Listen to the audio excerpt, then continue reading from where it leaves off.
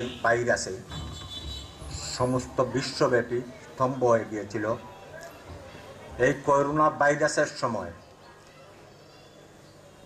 সমস্ত পৃথিবীতে সমাজসেবীরা যে ভূমিকা নিয়েছে তা বিশ্বে উজ্জ্বল দৃষ্টান্ত হয়ে থাকবে। আপনারা জানেন, করোনায় আক্রান্ত হয়ে যারা মারা গেছে তাদের দাফন কাফন পর্যন্ত তাদের পরিবারে বা আত্মীয় স্বজন করেনি, এই সমাজসেবীরাই করেছে। যাই হোক, আমার বক্তব্য দীর্ঘায়িত করব না। সমাজসেবা এমন একটি কাজ, যে কাজ করলে আল্লাহ আপনাকে পছন্দ করেন। আমরা সমাজসেবাকে বিভিন্ন সময় সমাজকে দেখানোর জন্য বা নিজের স্বার্থের জন্য করে থাকি। এই সমাজসেবা কিন্তু সমাজের ক্ষতিকর।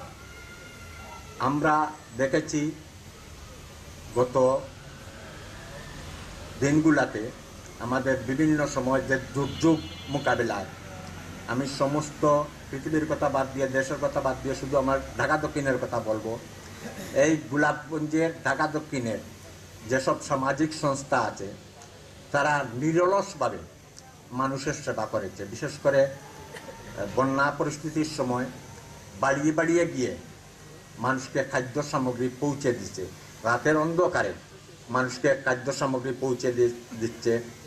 বিভিন্ন অসহায় মানুষের পাশে নিরলসভাবে কাজ করে যাচ্ছে। এই সমস্ত কাজই হলো সমাজসেবা।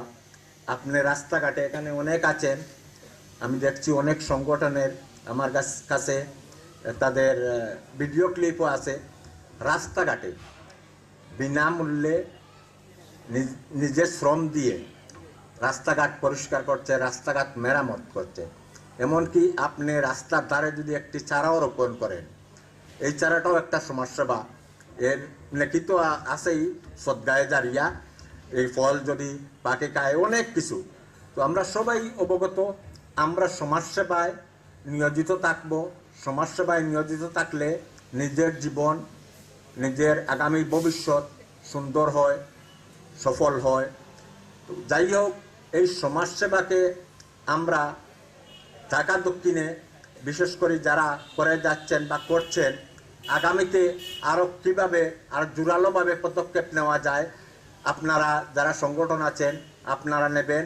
আমি আপনাদের পাশে অবশ্যই আছি, অবশ্যই থাকব। আমার রুহুল, ছোটো ভাই রুহুল অত্যন্ত মায়ার, সে বলেছে ঢাকা দক্ষিণ বাজার নিয়ে আমাদের অনেক প্ল্যান, অনেক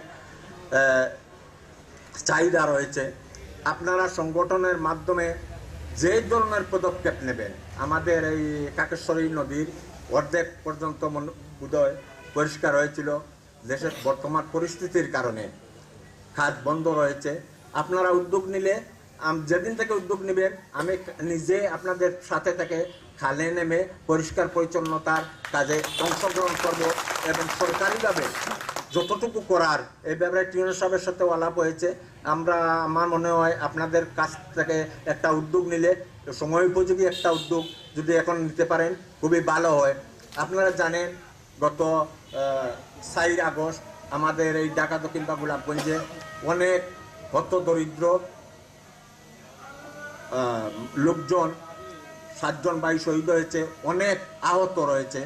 এই আহতদেরকে আমি যতটুকু দেখেছি আমার নিজ চোখে, রাতের অন্ধকারেও বিভিন্ন সংগঠনের নেতৃবৃন্দরা গিয়ে তাদেরকে সাহায্য সহযোগিতা করেছে। তো আমাদের এই যে কাজ, ঢাকা দক্ষিণে বা পাম্প যে আগুন ধরেছিল, দোকানাইতে যে আগুন ধরেছিল, রাত 2টা-3টার সময়ও আমাদের স্বেচ্ছাসেবী ভাইয়েরা পরিবার পরিজন ফেলে এসে উদ্ধার কাজে নিয়োজিত থাকে। তো আমাদের এই কাজগুলা অব্যাহত থাকবে। আমি তো আপনাদেরকে কথা দিলাম, আপনাদের সাথে যে কোনো সময়, যে কোনো মুহূর্তে আমার ডাকলে আমাকে পাশে পাবেন।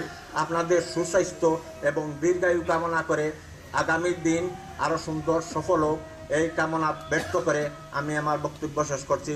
সবাইকে ধন্যবাদ। আসসালামু আলাইকুম ওয়া রাহমাতুল্লাহি ওয়া বারাকাতুহু।